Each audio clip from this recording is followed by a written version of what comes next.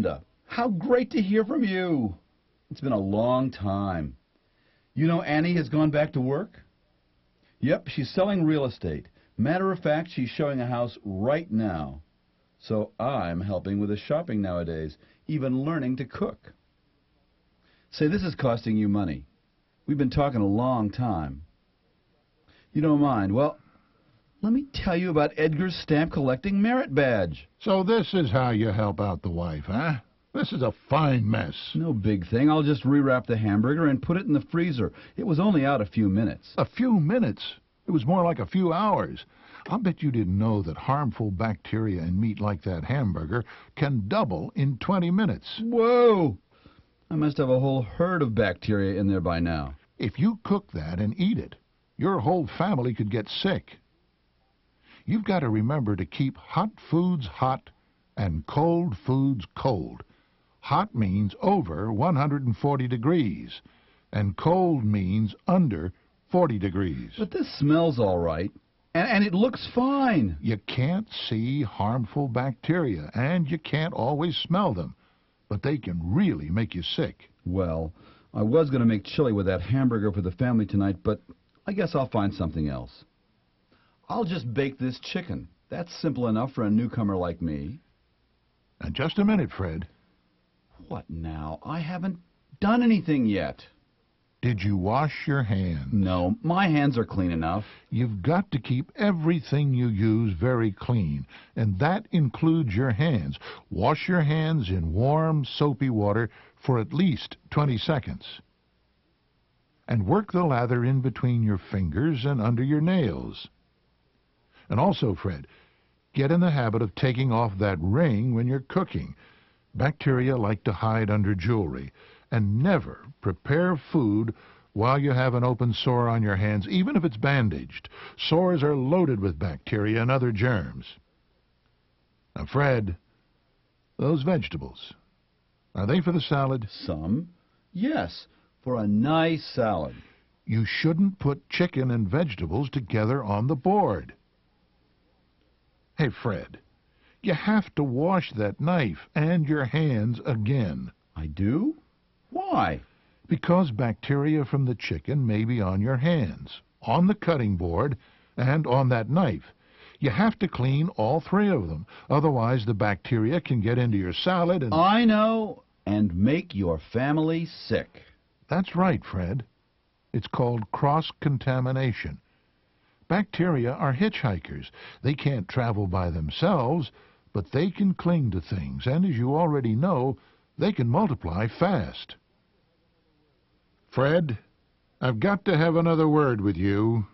What now? I took off my ring, I washed my hands again, I washed all the utensils. You've got to cover that salad if you put it in the refrigerator. Other food can leak from above and cause another form of cross-contamination. Remember, those bacteria are freeloading travelers. Bum bum ba-da-dum bum bum ba-da-dum bum bum ba-da-dum. Well, hi, Fred. You're making another meal, I see. How was the chicken the other night? No complaints, and no one got sick. So, what's the chef preparing now? That chili that I was going to make the other night, I got some ground beef out to thaw. You're thawing it at room temperature? So what? You got a better plan? Fred, remember that bacteria thrive at room temperature, and virtually all meat contains bacteria. Oops, I should have thought about that.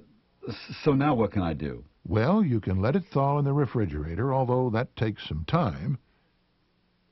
You can thaw it in a pack of ice cubes under running water. You can use your microwave, or you can let it thaw while it cooks. Yeah. You know, the only thing is that... Look at chili. Collect a lot. Chili. Sure. Thanks. There you go. Is it too spicy? No, it's just right. I did it myself, you know. No. I'm Should be pretty I'm good. very, very impressed. Well, can I eat out I'm tonight, impressed Mom? too. What do you mean, can you eat out? Boy, they loved my chili. I didn't tell them it was a mix, ha-ha. But just the same, I'm beginning to like this cooking business. Oh, Fred. You again. Listen, don't bug me. I'm getting good at this stuff, and nobody's getting sick. But, Fred, there's something else I have to tell you. What now? I'm not letting this warm chili sit around. I'm going to get it right into the refrigerator.